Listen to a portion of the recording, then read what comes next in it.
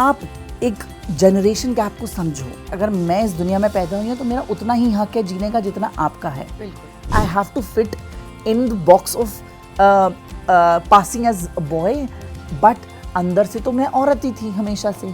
जब 13-14 साल की उम्र होती है, जब प्यूबर्टी हिट किया मुझे, ऑफकोर्स बियर्ड आनी शुरू होती है, धीरे धीरे आवाज़ भारी हो जाती है, तो वो सब चीज़ें बहुत वियर्ड लगने लगी मुझे। आप सोचिए ना, 14-15 साल के बच्चे के लिए ये बहुत बड़ी बात है, क्योंकि आपके बहुत सारे अलग स्ट्रगल्स हैं। आपको अपने करियर के बारे में सोचना है और उसके साथ साथ आप एक अंदर ही एक लड़ाई लड़ रहे हो, और दूसरी ओर आप खुद के अलावा अपने लोगों से भी लड़ रहे हो to prove yourself that you are not wrong. मेरी मॉम ने बस मेरे को एक बात बोली थी कि अगर तेरे को घर से बाहर जाना है, we are ready to pay your fees but we are not ready to pay for your life style. मेरे पास एक ऐसा टाइम आया कि मेरी जेब में सिर्फ 10 रुपये थे और मुझे ये नहीं पता था कि मैं आज रात का खाना खाऊं या कल सुबह खाऊं, क्योंकि परसों आनी थी मेरी salary. No matter how hard the situation is, I have to sustain, because I am going to live for myself at first and then for others.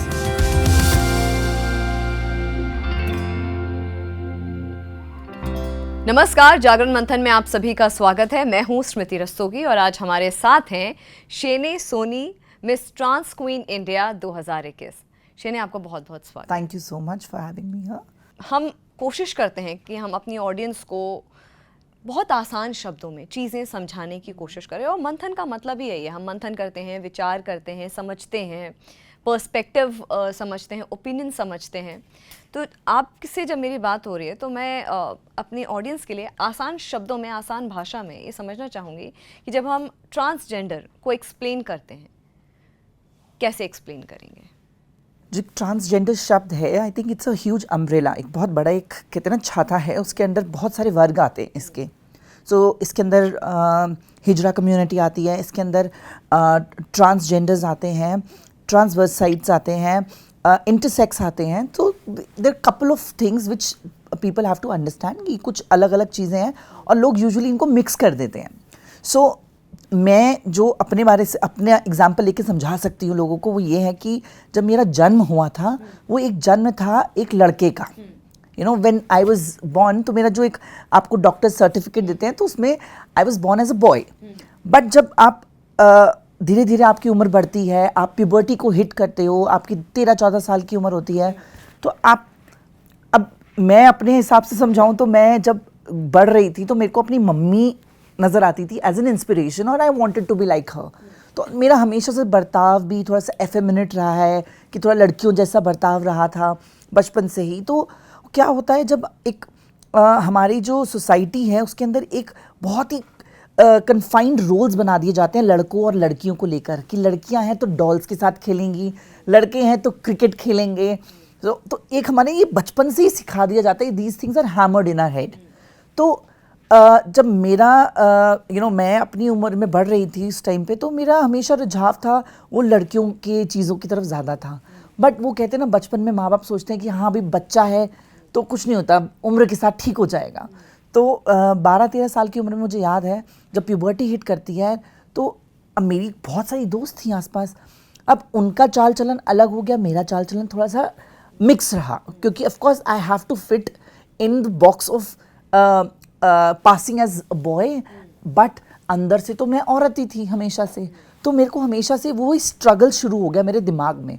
मतलब मेरे हिसाब से एक बच्चा जो बढ़ रहा होता है, एक बच्चा जब ग्रो कर रहा होता है, मैंने कभी, मतलब it might just sound a little weird, but मैंने कभी अपनी माँ की सलवार के अंदर झांक के नहीं देखा कि उनके जेनाइटल्स क्या हैं या उनके अंदर क्या सेक्सुअल ऑर्गन्स हैं। तो मेरे लिए मेरी माँ थी, मेरी इंस्पिरेशन थी। I wanted to be like her. I am sure Smriti, जब आप भी बड़ी हो रही होंगी, आपने भी अपनी माँ को देखा होगा, तो आपके अंदर भी एक फेमिनिट जो फीलिंग है, she is the biggest inspiration for any girl, I believe. तो मेरे लिए भी वही था। बट जब 13-14 साल की उम्र होती है, जब प्यूबर्टी हिट किया मुझे, तो ऑफकोर्स बियर्ड आनी शुरू होती है, धीरे धीरे आवाज़ भारी हो जाती है। तो वो सब चीज़ें बहुत वियर्ड लगने लगी मुझे, बहुत ही अजीब लगने लगा उन सब चीज़ों के बारे में, ये सोच के कि ये क्यों हो रहा है मेरे साथ में जो और गर्ल्स हैं उनके साथ नहीं हो रहा। But another thing, when I took this question to my parents, तो उन्होंने समझाया कि तुम लड़का हो, तुम्हें ये this is suppose to happen with you. But वो सामने से तो आया, माँ बाप ने समझाया, रिश्तेदारों ने समझाया, आस पड़ोस वालों ने समझाया, टीचर्स ने समझाया, पर तब भी समझ नहीं आया बिकॉज अंदर से जो फीलिंग्स थी वो तो हमेशा गर्ल्स वाली थी। तो उस एज में भी हमेशा से ये लगता था कि क्या हो रहा है मेरे साथ, why is it happening with me, एक क्वेश्चन मार्क बन गया था दिमाग में। एंड देन आई थॉट कि चलो ठीक है, एक बच्चा होता है, बच्चे के लिए माँ बाप का सुनना। I come from a middle class family जहाँ पे हमारे घर के डिसीजंस होते थे, जो छोटी छोटी चीज़ों के डिसीजंस वो माँ बाप के ऊपर होते थे। तो माँ बाप से बात करी है, अपने रिश्तेदारों से बात करी, तो उन्होंने कहा कि you need to seek help. तो आप एक किसी साइकाइट्रिस्ट को या किसी साइकोलॉजिस्ट को जाके आप बात करो तो वो ठीक कर देते हैं, मेडिकल प्रॉब्लम है।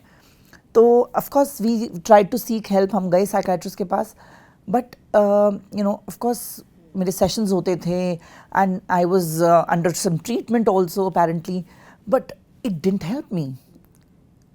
I think it went on for what 1 or 2 years, 3 years, but it didn't help me.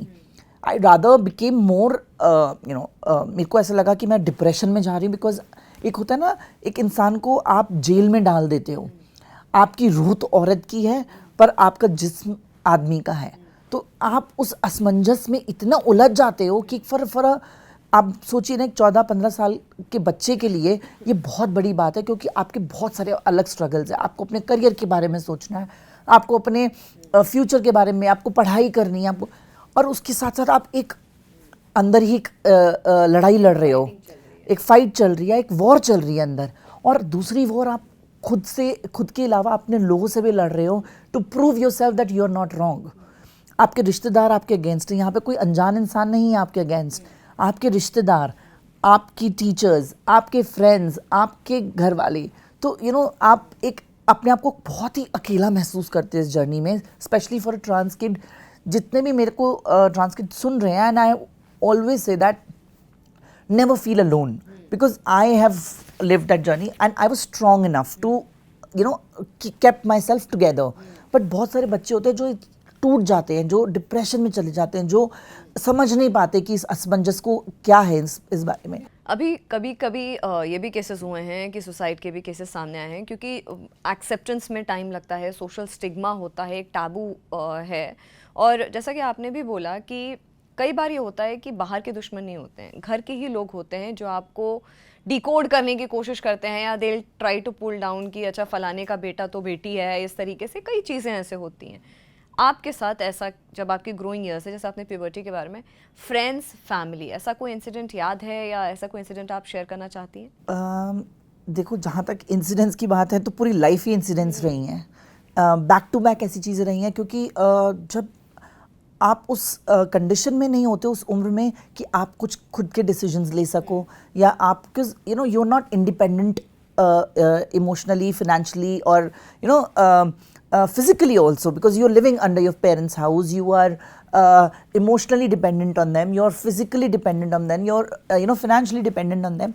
तो आप एक बच्चा, उसके अंदर समझदारी तो आती है, बट साथ साथ बहुत सारे क्वेश्चंस भी आते हैं अपने आप को लेकर, और एक डिपेंडेंसी आपके दूसरे के ऊपर होती है। तो मेरे साथ बहुत सारी प्रॉब्लम्स आई कि बहुत रिश्तेदारों ने बोला कि इसको हॉस्टल में डाल दो, वहाँ पे बॉयज़ हॉस्टल में ठीक हो जाएगा, एंड काफ़ी सारी चीज़ें, बहुत कुछ सुनने को मिलता था। मेरे पेरेंट्स दोनों बहुत ही simple, I come from very simple background, दोनों वर्किंग क्लास से थे। My mother was working with ministry of transport, my father was working with the bank. तो उनके पीयर ग्रुप, उनके जो पीयर्स हैं वहाँ पे उनके लिए क्वेश्चंस उठने शुरू हो गए। तो मुझे एक बहुत ही मतलब कहूँगी बहुत ही यंग एज में मैंने एक बहुत ही कठोर डिसीजन ले लिया था अपने लिए, and I think I was very, I am today if I sit and look back, I think I was very happy in a way to take that decision, because 17 साल की उम्र में मैंने अपने घर छोड़ने का फैसला कर लिया था। बिकॉज घर छोड़ने का मतलब ऐसे नहीं कि घर से निकाल दिए जाओ या घर से रिश्ता तोड़ दिया, नहीं, बट घर छोड़ने का कि अपने आप को एक्सप्लोर करने के लिए कि क्या है ये। बिकॉज जिस टाइम पे मैं अपनी जर्नी लीड कर रही थी, उस टाइम पे LGBTQ समाज के बारे में या ट्रांसजेंडर हमें कुछ पता ही नहीं होता था, because there was no conversation about such things, and I used to feel कि इतने लोगों के बीच में शायद मैं अकेली ऐसी हूँ। तो वो एक मोमेंट होता है इंसान के लिए कि you do not belong anywhere, you feel so neglected, you feel so marginalized that you feel that does my existence even matter? But then at that point also मेरे को ये लगा कि नहीं, अगर मेरा जन्म हुआ है इस धरती पे, मेरे को भगवान ने भेजा है इस धरती पे, तो इसके पीछे कुछ ना कुछ वजह तो है। एंड अपने आप को संभाल के, अपने आप को स्ट्रांग बना के I stepped out of my house. So 17 साल की उम्र में मैंने अपना घर छोड़ा, और घर छोड़ा मतलब कैसे, अपना 12th क्लास का एग्ज़ाम दिया, बोर्ड अच्छे से क्लियर किया, एंड आई क्रैक्ड NIFT का एंट्रेंस एग्ज़ाम। और मुझे एक ना, I come from a family where everybody is very well educated, और मुझे पता था कि education can really help, it can be a very powerful tool to excel in anything that I want to in my life. तो मेरे लिए education बहुत ज़रूरी थी, क्योंकि मुझे अपने आप को फाइनेंशियली इंडिपेंडेंट करना था, कि मैं अपने आप को फाइनेंशियली इंडिपेंडेंट कर लूँ। कल को कोई मुझे कुछ प्रॉब्लम भी होती है तो I should be independent to take a stand in my life. तो मैंने 17 साल की उम्र में जब घर छोड़ा तो I took admissions in NIFT. मैंने निफ्ट में बहुत अच्छा किया, I was one of the toppers in NIFT. NIFT से ग्रेजुएट होते होते मैंने एक रियलिटी शो जीता Zoom TV पे, it's called let's design season 2, और उसके थ्रू मेरे को फर्स्ट एक्सपोजर मिला जब मैं it's one of the biggest fashion forecasting agency in the world called WGSN which is based in Hong Kong. तो मुझे हांगकॉन्ग भेजा इंटर्नशिप के लिए, जहाँ पे मुझे जॉब ऑफर हुई, and I became one of the highest paid alumni from NIFT. And that's when I realise, जब मेरा एक्सपोजर, मेरा दायरा बढ़ा, जब मैंने देखा मेरे जो ब्रेन होराइजन्स थे वो बढ़े, जब मैंने देखा कि नो, मेरे जैसे और भी लोग हैं दुनिया में, मैं अकेली नहीं हूँ। So when you alone sometimes, I might be alone here, मैं आज यहाँ पे अकेली बैठी हूँ तो कोई कहीं और पे अकेला बैठा है, तो इन सब में भी हम साथ में हैं एक तरह से। So there is a connecting force that keeps us all together. So वो फोर्स मैंने हमेशा फील करी जब मैंने जाना कि मेरे जैसे और लोग भी हैं, so I am not alone. तो ये रहा सफ़र। उस टाइम पे तो ऑफकोर्स एक खुशी थी कि खुशी ये थी कि मैं अपने आप को, इतनी मेरे अंदर हिम्मत है कि मैं दुनिया से लड़ के अपने आप को एक्सप्लोर कर सकूं। But at the same point आज जब सोचती हूँ तो ये भी लगता है कि I kind of abandon my self from the parental love. But at the same time मेरे को ये भी महसूस होता है कि मेरे पेरेंट्स बहुत इनोसेंट थे। जब जिन चीज़ों के बारे में हम बात ही नहीं की कभी, जो चीज़ के बारे में मुझे नहीं पता, तो उनको क्या मतलब it would have been a very complicated situation कि वो भी समझ रहे हैं, मैं भी समझ रही हूँ, वो भी लड़ रहे हैं। So I didn't want my parents to go through all that. I thought ये मेरी फाइट है, ये मेरे को अपने आप को समझना है, मेरी ज़िंदगी है, तो मैं पहले खुद को समझूँ तब मैं उनको समझाऊँ। और कई बच्चे होते हैं जो अपने पेरेंट्स से बहुत ही हार्श हो जाते हैं। बिकॉज एक चीज़ मैं हमेशा बोलती हूँ और हमेशा अपने इंटरव्यूज़ में I always make sure that I make this as a point, आप एक जनरेशन गैप को समझो। अगर आप, I am speaking specially to the people who belong to LGBTQAI+ community, that आप ये मत सोचो कि आपको एक्सेप्टेंस एक दिन में मिल जाएगी या एक रात में मिल जाएगी। और एक्सेप्टेंस यहाँ पे सिर्फ और सिर्फ, मैं आपके पेरेंट्स की बात करती हूँ, मैं दुनिया में और किसी की बात नहीं, क्योंकि कोई दुनिया में किसी का हक ही नहीं है कि मुझे एक्सेप्टेंस दे दे, इतनी पावर ही नहीं है। Because when you ask acceptance from somebody, आप उनको एक ऊंचे दायरे पे रख देते हो, पावर दे देते हो, आप एक ऊंचे दायरे पे रख देते हो। और right. मेरी लाइफ को चलाने के लिए मेरे को किसी से ज़रूरत नहीं है। बिकॉज आपको, आपकी ज़िंदगी आपको भगवान ने दी है, आपके माँ बाप ने दी है, आपको जैसा जीना है। अगर मैं इस दुनिया में पैदा हुई हूँ तो मेरा उतना ही हक है जीने का जितना आपका है। बिल्कुल, मैं उतनी ही ऑक्सीजन लूँगी जितनी आप लेते हो। तो इसलिए मेरे को किसी और से एक्सेप्टेंस की ज़रूरत ही नहीं है। मेरे को एक्सेप्टेंस किनसे चाहिए? जिन्होंने मेरे को जन्म दिया, कि उनको ये लगे कि नहीं, अगर उनको ये लगता था कि मैंने एक बेटे को जन्म दिया, नहीं, आपने एक बेटी को जन्म दिया था जो एक बेटे के शरीर में पैदा हुई शायद। तो ये एक छोटी सी बात थी। तो मैं उनको ये बोलती हूँ कि जो जनरेशन गैप है उसको समझना बहुत ज़रूरी है। अगर आप अपने माँ बाप से उम्मीद करते हो कि वो ओवरनाइट आपको एक्सेप्ट कर लेंगे, आई एम सॉरी, आपको भी उनकी सोच है, उनकी जो ज़िंदगी रही है, उनके they have had stubborn mind for all those years. आप उनको क्रैक नहीं कर सकते इधर से। तो you need to have patience, वक्त देना बहुत ज़रूरी है। मगर मैं आपसे एक ऐसा कोई इंसिडेंट, क्योंकि जो रिलेटेबिलिटी, क्योंकि हमारे शो का मकसद यही है कि ऐसे पहलुओं पे बात करें जो किसी ने कभी सुना ना हो या किसी के सामने ना आया हो। आपकी लाइफ में ऐसा कोई इंसिडेंट हो जिसको आप याद करती हो, आपको लगता हो कि यार वो भी एक टाइम था जब लोगों ने मुझे ऐसे बोला या ऐसा हुआ मेरे साथ या मेरे फ्रेंड्स ने ऐसा किया, अब they are trying to reach me out, इस तरीके का कोई ऐसा इंसिडेंट? क्योंकि मुझे लगता है वो दैट इज़ वेरी ह्यूमन। एक जो ऐसा वाक़या हुआ मेरे साथ तो मैं वो बताती हूँ। तो एक टाइम था, अब जब निफ्ट में एडमिशन लिया, सब कुछ था, तो अब मेरी मॉम ने बस मेरे को एक बात बोली थी कि अगर तेरे को घर से बाहर जाना है, we are ready to pay your fees but we are not ready to pay for your life style. हम आप तुम्हारी जितनी फीस है वो हम पे करेंगे, हम तुम्हारी लाइफस्टाइल पे नहीं करेंगे। तुम्हें बाहर रहना है, घर में रहो। पर मुझे पता था घर में रहने के, घर में रिस्ट्रिक्शंस में रहना पड़ेगा। रिस्ट्रिक्शंस कैसी? और किस तरह की रिस्ट्रिक्शन नहीं, बट कि लड़के की तरह रहो, and where I could not explore my self, you know. अपने आप को मैं, अपनी जो मेरी जो अंदरूनी, अपनी जो कहते एक रियलिटी की जो खोज थी वो मेरी पूरी नहीं हो पाती वहाँ से। तो अब उसके लिए मैंने अपनी एक ऑफ कोर्स जॉब भी करना शुरू कर दिया था निफ्ट के साथ साथ। So I used to work in a restaurant. तो वो 6 बजे से लेकर रात के 12 बजे की मेरी शिफ्ट होती थी। After 5:30 I used to run to my restaurant to work, and उसके बाद निफ्ट का काम करना होता था, बहुत सारे असाइनमेंट्स होते थे। तो उसके उसी दौरान मेरे को एक ऐसा वाक़या याद है कि होता है, मतलब आपको स्टूडेंट्स हैं, आपको आपके जो पीयर्स हैं उनके साथ आपको लेवल भी अपना रखना है, मैनेज करना है चीज़ें आपको। तो मेरे पास एक ऐसा टाइम आया कि मेरी जेब में सिर्फ 10 रुपये थे, और मुझे ये नहीं पता था कि मैं आज रात का खाना खाऊं या कल सुबह खाऊं, क्योंकि परसों आनी थी मेरी सैलरी। तो अब ये ऐसा वाक़या था कि जहाँ पे मैं को लगा कि पहले मैं अपने मम्मी पापा को फ़ोन करूँ। Of course my parents were living in the same city, मेरे को कोई प्रॉब्लम नहीं होती, मुझे जाना पड़ता। पर मेरे को यही था कि वो टाइम अगर मैंने काट लिया तो मैं ज़िंदगी में किसी भी चीज़ से लड़ सकती हूँ। और मुझे नहीं पता, I think God has sent message to me. I always believe, I am a firm believer of God. मुझे कहीं से एक मैसेज आया गॉड का। कोई लोग आपस में बात कर रहे थे, दे were talking about Bangla Sahib gurdwara, और मैं रहती थी उस टाइम पे गौतम नगर, जो निफ्ट के बिल्कुल बगल में है। तो वहाँ से मैं एम्स तक पैदल आई, वहाँ से मैंने 2.5 रुपये की बंगला साहिब की टिकट ली, बस में बैठ के मैं बंगला साहिब गई, वहाँ पे मैंने पेट भर के खाना खाया, 2.5 रुपये की टिकट से वापस आई, और 5 रुपये लगे मेरे उस टाइम पे, और 5 रुपये अगले दिन। सो दोनों दिन खाना खाया मैंने।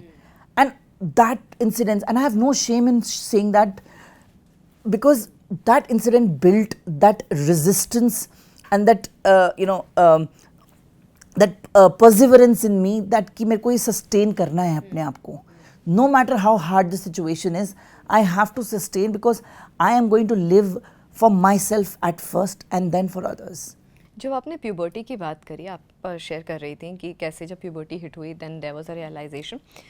तो आपके फ्रेंड्स में, स्कूल में कभी ऐसा हुआ कि आपके जो फ्रेंड्स हैं उन्होंने मजाक उड़ाया हो, खासकर जो मेल जो फ्रेंड्स होते हैं उस वक्त, जो लड़के होते हैं, कभी ऐसा कुछ इंसिडेंट हुआ? सो स्कूल में एक इंसिडेंस ऐसा हुआ था मेरे साथ कि वैसे मेरे ज़्यादा दोस्त नहीं थे स्कूल में। सो आई वॉज टीचर्स पेट, होते हैं ना कि like teachers. So I was very good at arts, I was very good in sports, and I was really good in studies. तो मेरे को लाइक टीचर्स बहुत अप्रिशिएट करती थी, and I was very close to lot of my teachers. तो friends तो ज़्यादा थे नहीं। एक मेरा बेस्ट फ्रेंड होता था हिमांशु। तो अब क्या होता था, when you are teacher's pet, people do not really bully you, but they would bully my friend. So my friend eventually he is also like he realise that he is gay. तो अब वही होता है ना, again you have that connection. तो मेरे को school से ही वो कनेक्शन मिल गया था एक फ्रेंड का, बट हमने कभी बात नहीं की थी इस बारे में।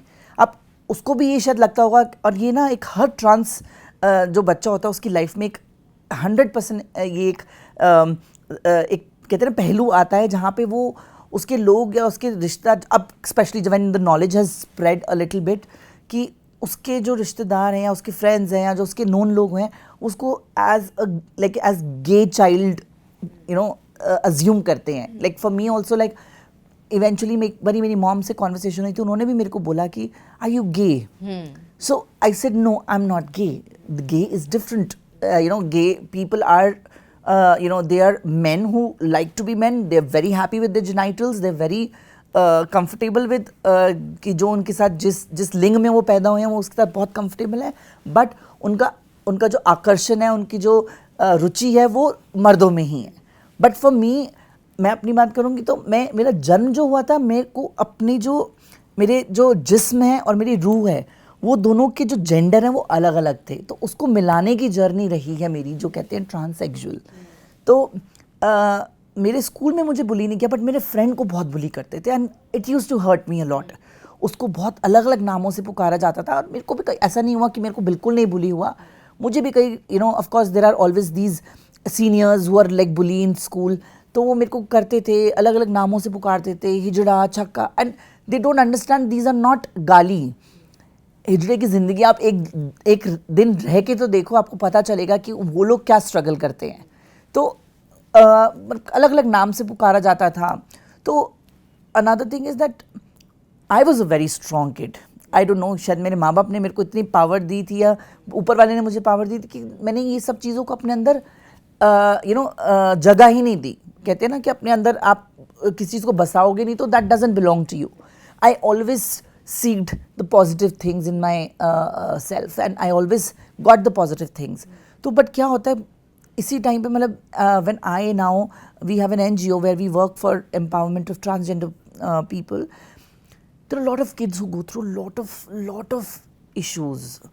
कितने सारे लोग होते हैं कि जिनके माँ बाप उनको अबैंडन कर देते हैं, घर से निकाल देते हैं, ये सोच के कि ये बच्चा हमारे लिए बदनामी लेके आएगा, ये बच्चा हमारे लिए ये क्या है, मतलब इतना इनह्यूमन ट्रीटमेंट अगर आपके खुद के घर वाले करते तो बेचारा बच्चा तो वैसे ही टूट जाएगा।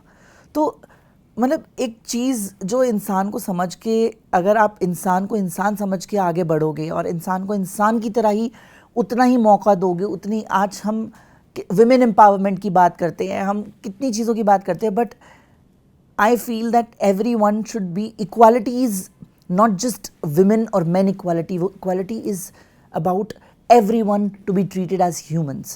तो वो जो equality है वो achieve करना या वो उस पे उसको पाना is not going to happen overnight. I feel it is going to be, आप हो, मैं हूँ, अगर हम एक दूसरे को एक समान देखेंगे, एक समान ट्रीट करेंगे, मेरे को कोई स्पेशल ट्रीटमेंट नहीं चाहिए। काफ़ी लोग होते हैं, काफ़ी जगह में होती है, अरे आप ट्रांससेक्सुअल, आपको एक स्पेशल ट्रीटमेंट दे रही है। I don't need, I'm not a demigod. I'm sorry, it's not my thing. मैं एक इंसिडेंट से आगे बताती हूँ, हमारी कॉन्वर्सेशन होगी कि एक मेरे से बहुत ही ज़बरदस्त इंसिडेंट हुआ था। It open somebody's eye and I am glad that it open someone's eye and I could be medium to it. तो वो मेरे लिए बहुत बड़ी बात थी। जवाब में बोला था कि आपके पेरेंट्स ने पहले ट्रीटमेंट भी कराने, रिश्तेदारों ने एक प्रेशर बनाया कि आपका ट्रीटमेंट कराया, दवाइयाँ चली आपकी। ऐसा भी होता है कि अक्सर इसको एक बीमारी समझा जाता है जब ये चीज़ें पेरेंट्स के सामने आती हैं कि अच्छा दवाई या इलाज करा करके या साइकाइट्रिस्ट या जो भी है, जो भी प्रोसेस होती है उसके एक्सपोजर से शायद हमारा बच्चा या शायद ये पर्सन या फलाने का बच्चा या जिसको भी कंसर्न हो या जो सोसाइटल या पीयर प्रेशर हो, ये ठीक हो जाएगा। ऐसा भी होता है, इसको एज अ बीमारी भी ली जाती है। See honestly when I was growing up, तो उस टाइम तो इसको एज अ बीमारी ही देखा जाता था। और आज की डेट में I definitely see, as I said, I see positive side of it कि अब इतनी नॉलेज थोड़ी सी स्प्रेड हुई है कि लोगों को लगता है कि नहीं, इट्स नॉट बीमारी। तो बीमारी इसलिए माना जाता है बिकॉज लोगों को लगता है कि शायद ये साइंटिफिकली थोड़ा सा प्रॉब्लम है, बायोलॉजिकल प्रॉब्लम है, तो इसको दवाई, कौन सी दवाई आपको लड़के से फील करा देगी। हाँ, of course scientifically you can turn your sex, you can change your sex, but scientifically you cannot change your heart and what you feel, your soul. So इसको, इस चीज़ को देखा जाता है ऐसे कि एक ज़माना था जब abnormal psychology में इसको डाला गया था कि ये चीज़ abnormal है, ये चीज़ को आप normal नहीं मान सकते। But now I feel that even the psychologist over the years, after studies, it has been been now a part of normal psychology कि it is we have to normalize the gender existence. अब ये जो लोगों को समझने की बहुत बहुत ज़्यादा ज़रूरत है कि that coexistence of gender diversity, जो ये different gender की जो diversity है, ये सिर्फ मनुष्य जाति में नहीं देखी जाती है, ये जानवरों में भी देखी जाती है, ये हर जगह है। तो इसकी एग्जिस्टेंस को एक्नॉलेज करना बहुत ज़रूरी है, और इसको as a medical illness treat करना या as a medical problem treat करना is not a solution. It is not a medical problem. You have to get it straight in your head that it is not, and it has been proven by the scientific, by scientists and a lot of psychologists that this is not a medical problem, this is something which a person is born with. सो इस चीज़ को समझना और समझाना बहुत ज़रूरी है, so that like मैंने अभी जब मैं इंडिया को रिप्रेजेंट करने गई थी इंटरनेशनली, वहाँ पे एक प्रोजेक्ट के ऊपर आपको काम करना होता है, तो मैंने अपना जो प्रोजेक्ट स्टार्ट किया था उसका नाम भी मैंने दिया था दोष शोधन कक्षा. सो दोष शोधन कक्षा का मतलब होता है creating a progressive environment with in a classroom, कि आप एक क्लासरूम के अंदर ही एक प्रोग्रेसिव एनवायरनमेंट करो. तो ये आइडिया मुझे आया था, अभी हमने स्कूल की बात की थी, ये आइडिया मुझे आया था कि मैं एक स्कूल रीयूनियन में गई थी जहाँ पे मेरे एक स्कूल मेट ने आके बोला आई एम सॉरी. मुझे समझ नहीं आया उसने क्यों बोला आई एम सॉरी. तो उसने मुझे जब बोला आई एम सॉरी तो मैंने उससे पूछा, मैंने कहा क्या हुआ, मतलब कि what have you done. Like नहीं, I did not treat you right in school. And I am like okay, like it just touched my heart so much. He is like because मुझे भी नहीं पता था उस टाइम पे, आज मुझे पता है, तो इसलिए I think you deserve that sorry from me and it is coming from my heart if I ever hurt you in sentimentally और emotionally. That's when I realise that ये जो चीज़ें हैं ये स्कूल और कॉलेज में पढ़ाना और इसके बारे में बताना बहुत ज़रूरी है. क्योंकि हम जब बच्चा एक बड़ा होता है, हम एक बच्चे को सिर्फ 2 ब्रैकेट में डाल देते हैं, मर्द और औरत, बाकी जो जेंडर है वो कहाँ जाएंगे. तो अगर ये नॉलेज हम बच्चों को स्कूल में दें, क्योंकि देखो एक जो इंसान बढ़ जाता है, एक इंसान जो एक कहते हैं एक उम्र के बाद उसको समझाना बहुत डिफ़िकल्ट होता है, कहते हैं कॉन्क्रीट ब्रेन्स हो जाते हैं वो, तो उनको समझाना. पर यही नॉलेज अगर हम स्कूल लेवल से पढ़ाएं, स्कूल लेवल से बताएं कि नहीं, there is gay, there is lesbian, there is transgender, there is bisexual, there is intersex, this umbrella of gender diversity. अगर ये चीज़ हम स्कूल में बताएंगे तो एक एम्पथी जनरेट होती है एक दूसरे के लिए, एक टॉलरेंस आती है. अगर आप बचपन से सिखाओगे बच्चे को, एक और मर्द है औरत, अगर कोई एक लड़का लड़की की तरह बिहेव कर रहा है, लड़की है लड़के की तरह बिहेव कर रही है, तो उसको बुली करना शुरू कर देते हैं बच्चे, बिकॉज उनमें बच्चों की भी गलती नहीं है, because this is what our society has been teaching them. तो आप अगर बचपन से ही इस चीज़ को बच्चों के अंदर और स्कूल्स में हमारे को बचपन से सिखाया गया स्कूल्स कभी गलत नहीं होते हैं, तो स्कूल से अगर ये नॉलेज देंगे, क्योंकि अब तो I think teacher training programme में भी आ गया है, there is a manifesto which came and teacher training programme में gender sensitization is very important, so that आप देखो उसी दौरान अगर बच्चे का जो ब्रेन्स फॉर्मुलेट हो रहा है, वो उसको इतना कंफर्ट जोन मिल जाएगा, उसको इतना एक अपनापन मिल जाएगा, इतना प्यार, इतनी care, and you will not treat them as different. आप उनको एक जैसे आप हर बच्चे को ट्रीट करो, आप वैसे ही ट्रीट कर रहे हो. तो आप देखो इतनी मतलब कितनी ज़िंदगियां बच जाएंगी. कितने बच्चे जो 13-14 साल 15 साल की उम्र में खुदकुशी कर लेते हैं, अपने आप को अपनी ज़िंदगी ख़त्म कर लेते हैं, उनकी ज़िंदगी बच जाएगी. There every kid deserves to live in this world and every kid deserves to grow and to nurture their lives and to live life happily. अच्छा, ये तो आपने स्कूल की बात कर दी, मगर मैं सोसाइटी की बात करूँगी. अक्सर ये होता है कि अभी भी एक टैबू है, अभी भी एक्सेप्टेंस को लेकर के सोसाइटी में काफ़ी क्वेश्चन मार्क्स हैं. ऐसे में क्या होता है कि ये भी बातें जो आती हैं सामने कि ये वेस्टर्न इन्फ्लुएंस है, पीपल आर एक्सप्लोरिंग देमसेल्व्स, क्योंकि वो वेस्टर्न इन्फ्लुएंस है, वो बाहर से ये इन्फ्लुएंस आया है, इसीलिए जो इसका एक नेगेटिव इम्पैक्ट हमारी सोसाइटी में पड़ रहा है. इस चीज़ को लेकर के, इस फ्रंट को लेकर के भी बातें होती हैं. तो ये जो इम्पैक्ट है या जो पहले चीज़ें सामने नहीं आती थी अब आती हैं, ये जो पूरा पर्सपेक्टिव है कि पहले तो नहीं होता था, पहले के ज़माने में तो नहीं होता था, लेकिन अब हो रहा है. तो जो सोसाइटी हमारी है, I am sorry but I might just sound rude, but बहुत ही हिपोक्रेट है. हम एक रहते हैं कि दोगले समाज में रहते हैं कि जो आप कर रहे हो वो ठीक है, जो हम कर रहे हैं सॉरी जो हम कर रहे हैं वो ठीक है, जो आप कर रहे हो वो गलत है. ठीक है, तो हम हमेशा दूसरों को एक अपने नज़रिए से तोलते हैं.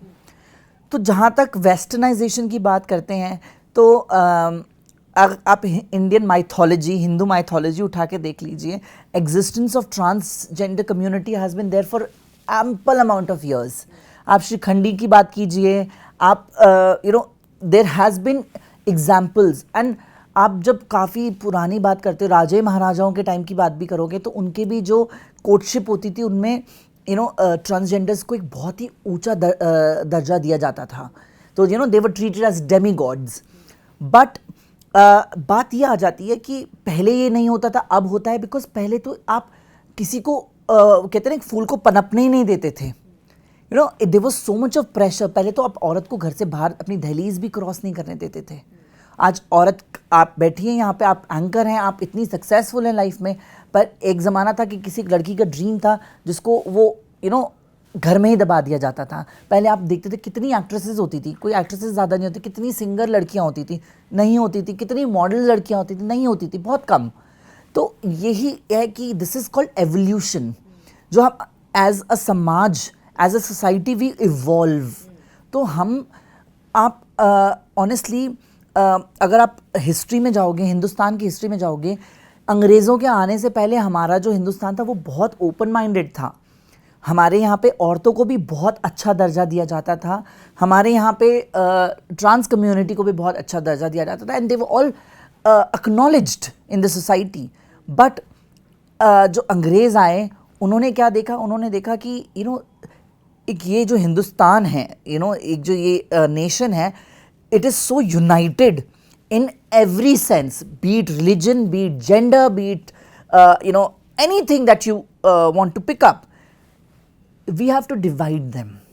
आज उन्हीं अंग्रेज़ों को आप बोलते हो जो आके यहाँ पे सेक्शन 377 लगा गए थे इंडियन पीनल कोड में, एंड वो तो खैर अब खारिज हो चुका है। तो these are things that were created, and जब आप इतने सालों उस कहते हैं ना, उस पैटर्न में जी रहे होते हो, तो आपको लगता है कि हाँ वही सही है। But now these people, if you'll see, it is legalized, everything is, same sex marriage is legalized in England. So you have to understand that it has not been just emerged overnight. ऐसे इसका जन्म नहीं हो गया इन सब चीज़ों का। ये चीज़ें एग्जिस्ट करती थी, इट्स जस्ट दैट हम और आप इनके बारे में बात नहीं करते थे। लाइक भूत आपने देखा, भूत मैंने देखा, ठीक है, बट भूत उन्होंने नहीं देखा तो उनके लिए एग्जिस्ट नहीं करता है।